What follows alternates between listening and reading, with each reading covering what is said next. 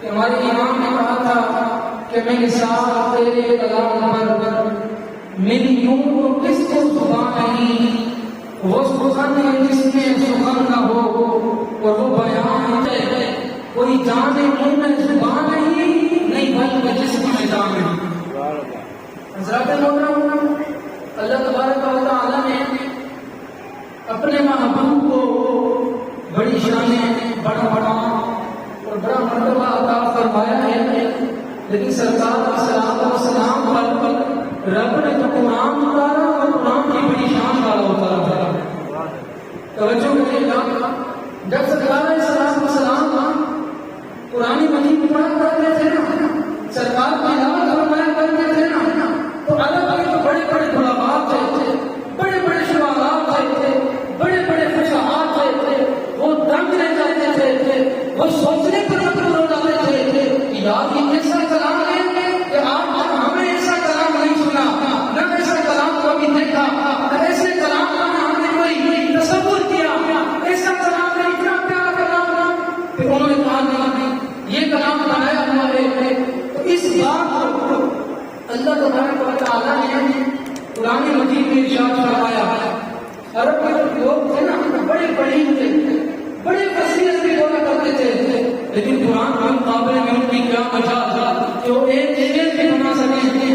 اللہ تعالیٰ نے سب سے پہلے ان کو چیلنج کیا، بعد اس بات کا فرمایا جو قرآن ہم نے اپنے حبیب کو دیا ہے تم اس پر اعتراض کرتے ہو، فرمایا فَلْيَأْتُوا بِعَشْرِ سُوَرٍ مِثْلِهِ۔ سب سے پہلا چیلنج اللہ تعالیٰ نے کیا فرمایا، توجہ کریے گا، فرمایا فَلْيَأْتُوا بِعَشْرِ سُوَرٍ مِثْلِهِ۔ فرمایا اگر تم اس کلام میں شک کرتے ہو تو فرمایا تم اس کلام جیسی 10 نقطے بنا کر نکال دو۔ فرمایا فَلْيَأْتُوا بِعَشْرِ سُوَرٍ مِثْلِهِ، فرمایا کسی قرآن جیسی 10 سورتیں بنا کر لا دو۔ اگر تم اپنے آپ میں بڑا فصیح سمجھتے ہو وہ نہ بنا سکے، پھر اللہ تبارک و تعالیٰ نے دوسرا چیلنج کیا، قرآن میں پھر دوسرا چیلنج کیا۔ قرآن کہتا ہے وَإِن تَأْتُوا بِسُورَةٍ مِّن مِثْلِهِ، اللہ نے فرمایا اگر تم 10 سورتیں نہیں بنا سکتے نا، اس کلام میں 10 سورتیں نہیں لا سکتے نا، فرمایا فَأْتُوا بِسُورَةٍ مِّن مِثْلِهِ، فرمایا اس قرآن جیسی ایک سورت بنا کر نکالو۔ توجہ کر رہے ہیں آپ، فرمایا 10 سورتیں تو تم نہیں بنا سکتے نا، اس قرآن کی مثال، فرمایا فَأْتُوا بِسُورَةٍ مِّن مِثْلِهِ، فرمایا پھر اس قرآن جیسی ایک سورت بنا کر لا دو۔ ایک سورت بھی نہ بنا سکے، پھر آپ نے تیسرا چیلنج کیا، اللہ تعالیٰ فرماتے ہیں سورت بھی نہیں بنا سکتے نا، فَلْيَأْتُوا بِحَدِيثٍ مِثْلِهِ، سبحان اللہ، فرمایا فَلْيَأْتُوا بِحَدِيثٍ مِثْلِهِ، فرمایا اس قرآن جیسی کوئی آیت لا کر دکھا دو نا۔ فرمایا 10 سورتیں تم نہیں لا سکے، ایک سورت بھی نہیں لا سکے، فرمایا فَلْيَأْتُوا بِحَدِيثٍ مِثْلِهِ، فرمایا اس قرآن جیسی ایک آیت لا کر دکھا دو۔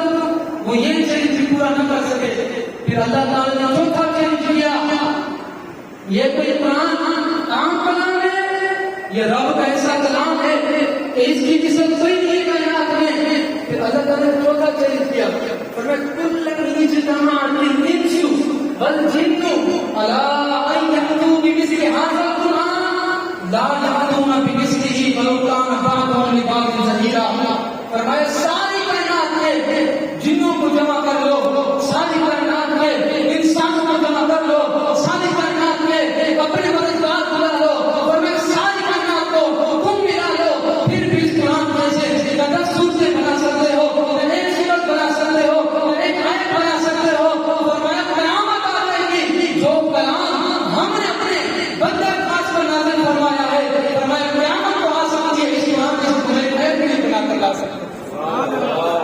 سبحان اللہ کہتے ہیں نا، فرمایا قیامت آ سکتی ہے، رب نے چیلنج کی ہے نا، فرمایا کافرو اپنے آپ کو بڑا بڑی سمجھتے ہو، بڑا فصیح سمجھتے ہو، فرمایا اس قرآن جیسی بات بنا کو لکھا دو، لا کر لکھا دو، لیکن نہیں لا سکے، قیامت تک نہیں لا سکتے، کیونکہ رب نے اپنے محبوب کو قرآن ایسا عطا فرمایا ہے نا۔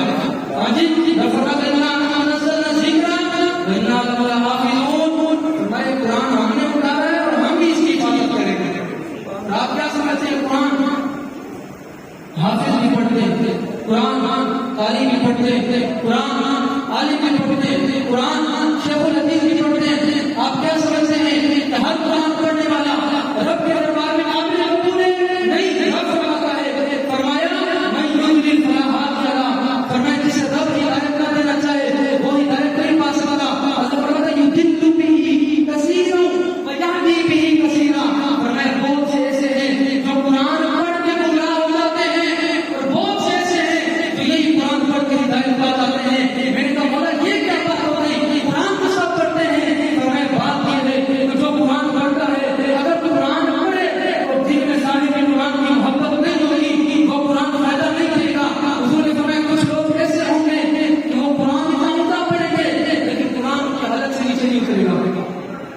اگر قرآن پڑھ کے دل میں صاحب قرآن کی محبت نہیں ہے، قرآن فائدہ نہیں دے گا.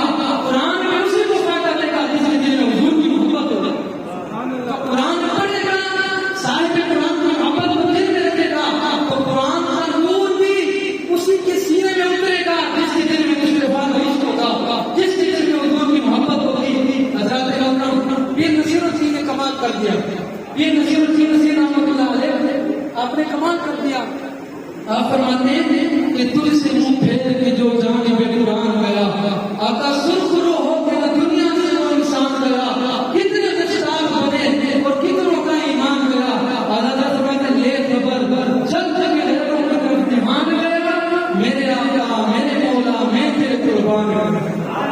اور یہ قرآن ایسا قرآن ہے کہ جب اللہ تعالیٰ نے توجہ نہیں کرتے، جب اللہ تعالیٰ نے قرآن کو نازل کرنا چاہا نا تو رب نے پہاڑوں کو کہا اے پہاڑوں میرے قرآن کو اوپر نازل کرنا ہوں، میرے قرآن کو برداشت کرو، میرے قرآن کو دور برداشت کرو. پہاڑ نے کہا نہیں یا اللہ نہیں مالک، ہم اس کا دور برداشت نہیں کر سکتے، ہم اس کا دور برداشت نہیں کر سکتے. نقطہ سنا اور دل کی کھڑکیاں کھول کر سنا، تمہارے سینے میں ٹھنڈ پڑ جائے گی. میں نے کہا رب یہ بتا جب تم نے قرآن کو نازل کرنا چاہا، رب فرماتا ہے لو انزلنا ھذا القرآن علی جبل لرأیتہ خاشعا متصدعا من خشیۃ اللہ. فرمایا جب اس قرآن کو میں نے پہاڑوں پر نازل کرنا چاہا تو پہاڑ اس کا دور برداشت نہیں کر سکے. فرمایا اگر میں اس قرآن کو پہاڑوں پر نازل کرتا تو پہاڑ اس قرآن کے نور کو برداشت نہیں کر سکتے اور ریزہ ریزہ ہو جاتے. میں نے کہا مالک جس قرآن کے نور کو، جس قرآن کے روح کو پہاڑ برداشت نہیں کر سکے، پھر وہ قرآن کو کام والا تو رب دوسری قرآن کی آیت میں فرماتا ہے کہ میں نزل علی محمد وهو الحق من ربهم. فرمایا لوگوں سنو، جس قرآن کو پہاڑ برداشت نہیں کر سکے اس قرآن کو میں محمد عربی کا سینہ برداشت کر گیا. زور سے سبحان اللہ کہتے نا. اگر پہاڑوں پر نازل کرتا نا جی تو پہاڑ ریزہ ریزہ ہو جاتے. فرماتا پھر ہم نے اس قرآن کو نزل علی محمد وهو الحق من ربهم. فرمایا پھر اس قرآن کو ہم نے اپنے محبوب کے سینے پر نازل کیا. جس قرآن کا روح اور نور پہاڑ برداشت نہیں کر سکے وہ محمد عربی کا سینہ برداشت کر گیا، وہ رسول اللہ کا سینہ برداشت کر گیا. آج آپ دیکھتے ہیں کہ مصلی رسول پر کوئی قاری کوئی حافظ تراویح میں قرآن پڑھ رہا ہے، کوئی قاری شفیع میں قرآن پڑھ رہا ہے، کوئی قاری جناب قرآن خوانی پہ قرآن پڑھ رہا ہے، کوئی کہاں قرآن کی تلاوت کر رہا ہے. آپ کیا سمجھتے ہیں کہ یہ ہمارا کمال نہیں؟ قرآن کا روح ڈائریکٹ کوئی برداشت نہیں کر سکتا. سمجھیے گا قرآن کا روح ڈائریکٹ کوئی بھی برداشت نہیں کر سکتا. قرآن مجید کو میرے رسول اللہ کے سینے پر نازل فرمایا گیا، حضور کے سینے سے ٹھنڈا ہو کر، حضور کے سینے سے منور ہو کر، حضور کے سینے سے روشن ہو کر پھر امت کی طرف بھیجا گیا. یہ محمد عربی کے سینے میں سچا ہے کہ آج سب رسول پہ 10 سال کا بچہ بھی کھڑا ہو کر یاسین کو قرآن کریم کی تلاوت کرتا ہے. ڈائریکٹ کوئی بھی برداشت نہیں کر سکتا. یہ رسول اللہ کے سینے سے ٹھنڈا ہو کر آج امت کی طرف آیا تو امت کا 10 سال بچہ بھی حافظ قرآن کا نظر آتا ہے. آج 10 سال بچہ بھی کھانی قرآن کا نظر آتا ہے اور آپ کھڑے ہو کر قرآن کی تلاوت کرتا ہو سمجھ لیتا ہے. حضرات محترم آپ سوچیں نا یار، آپ تصور کریں کہ غار سور ہے، غار ہرا ہے، مکہ ہے، مدینہ ہے، یہ وہ مقام ہے.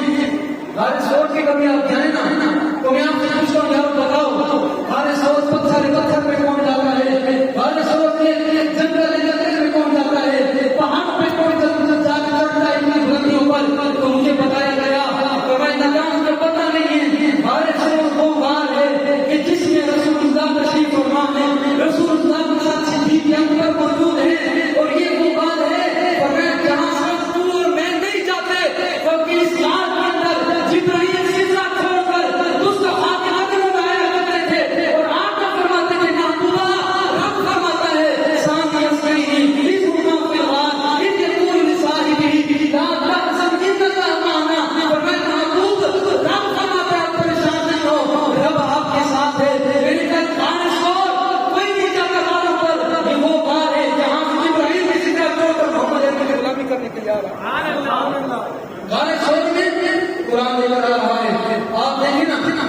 حضور غار ثور میں تو قرآن غار ثور میں آ رہا ہے. سبحان اللہ سارے کہتے ہیں، جس کے منہ میں زبان ہے وہی کہتے ہیں. حضور غار ثور میں تو قرآن غار ثور میں آ رہا ہے. حضور غار حرا میں ہے، قرآن غار حرا میں آ رہا ہے. حضور بقا میں ہے، قرآن بقا میں آ رہا ہے. حضور مدینہ میں ہے، قرآن مدینہ میں آ رہا ہے. حضور جناب اعلیٰ سیدنا عائشہ صدیقہ کے گھر میں ہے، قرآن وہاں اتر رہا ہے. میں نے کہا یہ کیا بات ہے، جہاں جہاں حضور جاتے ہیں قرآن وہاں آتا ہے. تو بتایا گیا کہ قرآن کریم کے نور کو کوئی برداشت نہیں کر سکتا، وہ قرآن کریم کے نور کو محمد عربی کا سینہ کو چاہتا ہے. اس لیے جہاں جہاں حضور جاتے ہیں قرآن بھی وہاں رب بھیجتا ہے. اب آپ دیکھیں نا یار، تصور کریں نا، جب بدر کا مقام لگا، جب بدر کا مقام لگا نا، جی سرکار علیہ السلام اپنی عریش مبارک کے اندر ہے. حضور علیہ السلام نے عریش بنائی گئی تھی نا، سرکار نام فرما رہے تھے. تو یہ چھوٹی جماعت ہے، یہ کبھی جماعت ہے مالک، اگر آج یہ ختم ہو گئی پھر دین اسلام کا نام لینے والا کوئی نہیں ہوگا. مالک آج مدد فرما. صدیق اکبر فرماتے ہیں ہمیں حضور کے ساتھ موجود تھا.